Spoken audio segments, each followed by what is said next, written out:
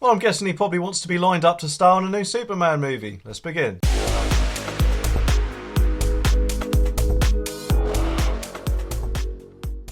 Well, I don't know about you, but I'm really starting to get peed off with all these price rises. You know, energy, petrol, even Netflix has now joined the party. And not forgetting, of course, the rising cost of my girlfriend's face transplant, or makeup as it's otherwise known. And every time the government is asked about what they can do to help, like cutting tax on some things, the intended national insurance rise is a good example of that. They still insist that needs to happen, and they seem to be resistant any tax cuts, apart from the £150 which we're all going to apparently get out of our council tax bills at some point. And yes, whilst that is better than nothing, I'm sure there's much more they can do to help people out, and I think maybe, just maybe, they might be starting to realise that if this story from The Sun is anything good to go by, because they say that Rishi intends to cut taxes for people as soon as he can, which obviously sounds like a good thing, but to me it seems like he's peeing on us and telling us raining, because he's saying he will cut things, but not quite yet. So, you know, thanks for that. Speaking just before his spring statement on Wednesday, Mr Sunak hinted he would cut fuel duty to help out hard-pressed motorists, and he refused to rule out changing the threshold of national insurance,